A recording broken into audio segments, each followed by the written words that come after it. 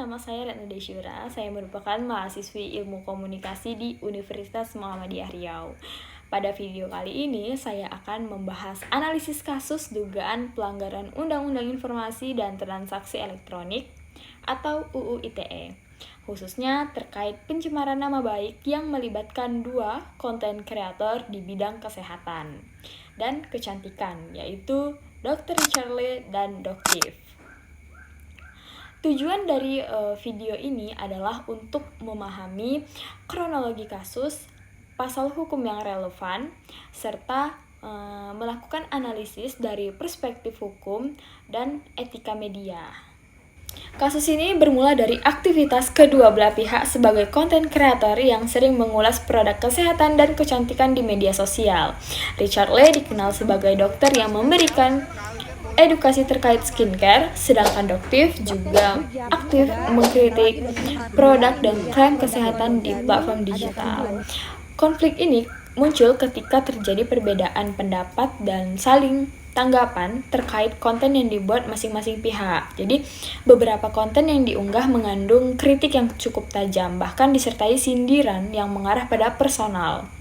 Konten-konten tersebut kemudian viral dan memicu perdebatan di kalangan netizen. Situasi ini menimbulkan dugaan bahwa sebagian pernyataan yang disampaikan dapat merugikan reputasi pihak lain, sehingga berpotensi masuk dalam kategori pencemaran nama baik di ruang digital. Dalam konteks ini, pasal yang relevan adalah pasal 27 ayat 3 UU ITE yang mengatur tentang pencemaran nama baik melalui media elektronik. Pasal ini melarang setiap orang untuk mendistribusikan atau menyebarkan informasi elektronik yang mengandung penghinaan atau merugikan nama baik orang lain. Selain itu juga berkaitan dengan batasan dalam menyampaikan opini di ruang digital agar tidak melanggar hukum. Dari perspektif hukum, terdapat beberapa hal yang perlu dianalisis. Yang pertama yaitu unsur media elektronik terpenuhi karena pernyataan yang disampaikan melalui platform seperti YouTube, Instagram, atau TikTok. Yang kedua itu terdapat potensi unsur pencemaran nama baik apabila pernyataan yang disampaikan itu mengandung tuduhan yang tidak dapat dibuktikan atau disampaikan dengan cara yang merendahkan reputasi pihak lain. Namun, perlu diperhatikan bahwa tidak semua kritik itu dapat dikategorikan sebagai pencemaran nama baik. Jadi, jika kritik tersebut berbasis data, disampaikan untuk kepentingan publik dan tidak menyerang secara personal, maka hal tersebut dapat dianggap sebagai bagian dari kebebasan berekspresi. Oleh karena itu, dalam kasus ini terdapat area abu-abu antara kritik profesional dan potensi pelanggaran hukum. Hal ini itu menunjukkan bahwa interpretasi UU ITE seringkali bergantung pada konteks dan isi pernyataan. Dari sisi etika media, kasus ini menunjukkan pentingnya profesionalisme dalam membuat konten digital.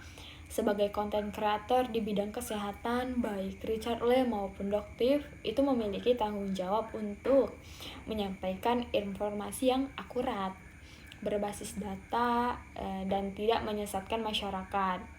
Selain itu, penyampaian kritik seharusnya dilakukan secara objektif, profesional, dan tidak menyerang individu secara personal, melainkan fokus pada substansi atau isi yang dikritisi gitu atau yang dikritiki.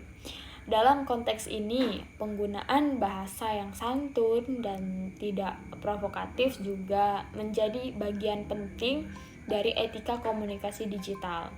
Konflik terbuka di media sosial dapat memberikan contoh yang kurang baik kepada masyarakat, terutama itu mungkin bagi audiens ya yang menjadikan konten kreator atau Richard Lee atau Doktif ini sebagai sumber informasi yang utama Hal ini berpotensi menimbulkan misinformasi serta menurunkan tingkat kepercayaan publik terhadap informasi kesehatan yang beredar di ruang digital. Selain itu juga persaingan antara kreator seharusnya tidak mengorbankan integritas dan kredibilitasnya. Karena hal itulah merupakan modal utama dalam membangun kepercayaan publik. Jadi dengan demikian, etika komunikasi digital itu menjadi sangat penting untuk menjaga kualitas informasi di ruang publik, serta menciptakan ekosistem media sosial yang sehat, edukatif, dan bertanggung jawab. Kesimpulannya, kasus antara Richard Lee dan Doctave itu menunjukkan bahwa interaksi di media sosial, terutama yang bersifat publik, itu memiliki konsekuensi hukum dan etika. UU ITE berfungsi untuk membatasi tindakan yang dapat merugikan orang lain, namun juga diimbangi dengan perlindungan terhadap kebebasan berpendapat, agar tidak terjadi pembatasan yang berlebihan. Selain itu juga kasus ini itu menegaskan pentingnya memahami batas antara kritik yang konstruktif dan pernyataan yang berpotensi merugikan reputasi pihak lain. Lalu khususnya itu dalam konteks komunikasi digital yang bersifat terbuka dan cepat menyebar. Refleksi saya pribadi sebagai pengguna media sosial, itu kita juga harus lebih bijak dalam menyampaikan kritik dan memastikan bahwa setiap pernyataan didasarkan pada fakta, dapat dipertanggungjawabkan, serta disampaikan secara etis ya. Lalu kita itu juga perlu meningkatkan literasi digital agar tidak mudah terprovokasi oleh informasi yang belum tentu benar, serta menyaring konten yang sebelum kita percaya atau mempercayai atau menyebarkan kepada orang lain. Selain itu juga penting bagi setiap individu untuk menyadari bahwa jejak digital bersifat permanen, sehingga unggahan harus dipertimbangkan lagi dengan matang sebelum kita ini mempublikasikannya di sosial media. Dengan demikian, media sosial dapat menjadi sarana edukasi yang positif, membangun dan memberikan manfaat bagi masyarakat luas, bukan justru menjadi sumber konflik atau penyebaran informasi yang merugikan. Jadi melalui pemanfaatan media digital yang bijak dan bertanggung jawab, diharapkan terciptanya publik yang sehat, informatif, dan saling menghargai antar pengguna sosial media. Baiklah, itu tadi penjelasan tentang kasus Richard Lee dan Doctave. Semoga kita dapat mengambil pelajaran-pelajaran dari mereka, dari kesalahan yang telah mereka perbuat, dan kita sebagai pengguna media sosial juga semoga kita bijak untuk menggunakannya.